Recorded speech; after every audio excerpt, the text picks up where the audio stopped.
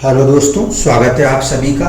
आज इस कुंडली विश्लेषण में मैंने आपके सामने 3 कुंडलियों को बना के रखा हुआ है, जिसमें से जो सबसे पहली कुंडली है वो लगन कुंडली है। जातक का एक प्रश्न था कि वो चीज़ों को कमा लेते हैं और कमा लेने के बाद उनके हाथ से चीज़ निकल जाती है। तो यहाँ पे जो क्वेश्चन है उसको ध्यान से समझिए।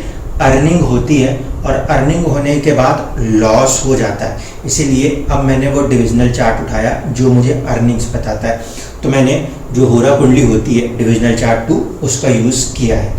इसके बाद उन्होंने एक और सवाल किया था कि योगिनी दशा जो है वो कुछ चीज़ों को दिखा रही है, तो योगिनी दशा को किस तरीके से समझेंगे, इसलिए आखिरी जो कुंडली बनाई है वो योगिनी दशा की कुंडली है। दशा बेसिकली हम लोग विष्णोत्तरी ही यूज़ करते हैं, रेयरली कभी यूज़ पड़ जाए तो फिर हमें दूसरी दशाओं की उपयोगिता लानी पड़ती है। इस कुंडली को अगर ध्यान से देखा जाए तो 9 नंबर से बनने वाली कुंडली है। इसका मतलब है कि ये कहीं ना कहीं आपको दिखाई दे रही है धनु लगन से बनी हुई कुंडली है। लगन जो है वो 7 डिग्री का है, मूला नक्षत्र जिसके स्वामी हुआ केतु। अगर फर्स्ट हाउस का लॉर्ड ही कहीं से भी मिड पॉइंट लॉर्ड 12th में चला जाए तो पहली कंडीशन क्या, विदेश, रोग, हॉस्पिटल या मानसिक कष्ट। और 12वां घर क्या है, खर्चा और नुकसान। अब केतु 12वें में बैठा तो मोक्ष देगा। पहली बात तो ये कि उसके मोक्ष देने की कुछ अलग ही कंडीशन है, ठीक है। केतु को जब हम मोक्ष से जोड़ते हैं तो मोक्ष का मतलब बिल्कुल ही अलग चीज़ होती है। ऐसा नहीं है कि मृत्यु के बाद वो आपको परे कर देगा, ठीक है, इसको पहले मान लीजिए। तो इस धारणा को फिलहाल के लिए तो हम रोकते हैं कि केतु 12वें में मोक्ष तो नहीं देगा, लेकिन केतु 12वें में नुकसान देने में प्रबल हो सकता है। क्यों होगा इसको भी समझेंगे। अब ये केतु ना सिर्फ आपके लिए आपके लगन का मिड पॉइंट लॉर्ड है, बल्कि ये केतु चंद्रमा का भी नक्षत्र स्वामी है। इसका मतलब है आपका जो जन्म है वो केतु की ही दशा में हुआ है, ठीक है। जब केतु की दशा में जन्म हो तो इंसान चाहे कितना कुछ करे उसके बावजूद भी एक परिस्थिति उनके साथ हमेशा रहती है कि जो होना है, पास्ट बर्थ का जो कर्म हमें चुकाना है वो चीज़ होके रहती है, ठीक है। तो यहाँ पे एक बात और थी, उनके वाइफ का, उनके बच्चों का भी लग्न कहीं ना कहीं सेम आ रहा था। उसका कारण ये है कि केतु पास्ट बर्थ में जितने भी लोगों के साथ आपका कुछ लेना देना बाकी है वही लोग आपके साथ किसी न किसी रूप में टकराएंगे, ठीक है। तो ये चीज़ हुई, क्योंकि वाइफ का भी उतना ही कर्म आपके साथ जिम्मेदार है और बच्चों का भी है, तो वो लोग एक साथ आते हैं। इसको ऐसा मान लीजिए, जब भी चंद्रमा केतु के नक्षत्र में होता है तो वो जो इंसान है वो एक ताले के समान है और जो दूसरा उसका पार्टनर आएगा वो एक चाबी के तौर पे काम करता है। तो वो आपस में मिलते हैं तो उनकी किस्मत इनको और इनकी किस्मत इनके पार्टनर्स को, इनके बच्चों की किस्मत इनको और इनकी किस्मत इनके बच्चों को मिल जाया करती है। इस कारण से जो आपका सवाल था कि वो सब लोग कैसे एक लगन से मैच है, इस कारण से वो सब आपस में संबंधित हैं। अब बात करें कि इस कुंडली के अंदर केतु 12th हाउस वो जो बैठे हैं वो मंगल की राशि में बैठे हैं, जो कि आपके बुद्धि भाव और साथ साथ आपके खर्चों के भाव को कंट्रोल करते हैं। और बुध जो है वो यहाँ पे आपको स्टेटस और व्यापार देना चाहता है। तो यहाँ तक तो एक बात समझ में आ गई कि आपका सबकॉन्शियस माइंड जो है वो नुकसान कराने के लिए आपसे एक रास्ता मांगेगा। वो रास्ता होगा व्यापार का जो बर्बाद कर सके, स्टेटस या जॉब का एक रास्ता हो जो कि आपका जो कंडीशंस हैं उसको खराब करने का प्रयास कर सके, ठीक है। अब जॉब या बिजनेस इसको भी देखेंगे क्योंकि कुंडलियों में भी और भी कुछ कॉम्प्लिकेशंस हैं। चंद्रमा जो है वो केतु के नक्षत्र में बैठे हैं, लेकिन वो 8वें घर के स्वामी है। 8वें घर का स्वामी यदि फर्स्ट हाउस में आ जाए तो ट्रांसफॉर्मेशन पूरा का पूरा कहाँ चालू हो गया, आपके फर्स्ट हाउस के ऊपर, आपके पर्सनैलिटी के ऊपर। इस कारण से आपकी ज़िंदगी जो थी वो फिर एकदम से बदल जाएगी, कभी राजा से रंक, कभी रंक से राजा। और आखिरी में इसको भी जो चीज़ चाहिए वो पहला और चौथा भाव चाहिए, यानी कि सुख चाहिए और अपनी खुद की एक इमेज स्टेटस चाहिए। कनेक्शन उसको 12th हाउस के केतु से मिलेगा, वो भी डिस्टर्बिंग है। सूर्य जो है जो कि किस्मत के स्वामी बन के बैठे हैं, उन्होंने किस्मत में भी क्या मांगा, किस्मत में भी आपके लिए मांग लिया सुख संसाधन और मांग लिया आपकी अपनी इमेज। आत्मा और मन दोनों एक तरफ चल पड़े हैं गुरु के पॉइंट ऑफ व्यू से, और कहीं ना कहीं आत्मा जो है वो सेकंड हाउस सेविंग्स और साथ साथ करेज को लेकर चलिए।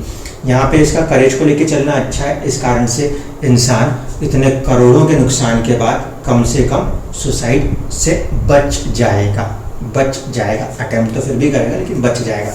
ठीक है, तो अब इनकी कहानी ये है कि केतु का यहाँ पे बैठ जाना, इसका मतलब है बारीकी का काम। मंगल की राशि में बैठ जाना, इसका मतलब है कि कहीं ना कहीं किसी तरीके का टेक्निकल वर्क हो सकता है। तो जिस तरीके से उन्होंने बताया कि ये किसी चीज़ को डेवलप भी कर रहे थे और कुछ हद तक शेयर मार्केट्स के जरिए उन्होंने पैसे को अच्छे खासे अमाउंट में कमाया और लाखों में भी नहीं, उससे भी हायर अमाउंट में उनको चीज़ें प्राप्त कहीं ना कहीं हुई हैं। लेकिन किसी दोस्त को कभी फंड कर देने के चक्कर में ज़िंदगी में ऐसा हुआ कि पैसे चले गए, और ये एक बार में 2 बार हुआ। अब इसको देखिए कि ज़िंदगी में पैसे आ भी रहे हैं और ज़िंदगी में पैसे जा भी रहे हैं, ऐसा क्यों हो रहा है? तो अब चलिए इनकी जो आने और जाने वाली कुंडली होती है धन की, वेल्थ की, उस पे चलते। यहाँ पे हम देखते हैं कि यहाँ पे राहु और केतु जो हैं, क्योंकि ये D2 चार्ट है, यहाँ पे एक साथ ही दिखेंगे, ये कंबाइंडली आपके किस में चले गए हैं? 11th हाउस में चले गए। 11th हाउस के स्वामी जो यहाँ पे बन रहे हैं वो तो बन रहे हैं बुधदेव, यानी कि जब भी देंगे अचानक से देंगे, और जैसे ही देंगे कुछ समय के बाद राहु यदि दे दे, क्योंकि ये राहु के ही साथ कनेक्ट होके बैठे हुए हैं इस राशि में, तो राहु का प्रभाव है, राहु जब इनको दे दे तो केतु उससे छीन भी ले, तो ये कंडीशन इनके साथ बरकरार हमेशा रहती है। और दशा जो है इनकी वो कहीं ना कहीं राहु की महादशा में केतु की अंतरदशा चल रही है। तकरीबन शायद 2011 के आसपास से ये राहु की दशा शुरू हुई थी और एक काफी लंबे समय तक इसे जाना है। अब यहाँ पे हम देखें तो राहु की महादशा में छठा भाव जो है संघर्ष जुड़ रहा है। दूसरी चीज यह है कि केतु जो है उसमें नुकसान भी जुड़ रहा है। तो राहु और केतु की दशाओं में ये फॉर्मेशन होना तो जाहिर सी बात है, लेकिन एक बात समझिए, कोई भी चीज का नुकसान तब होगा जब आपके पास वो चीज होगी।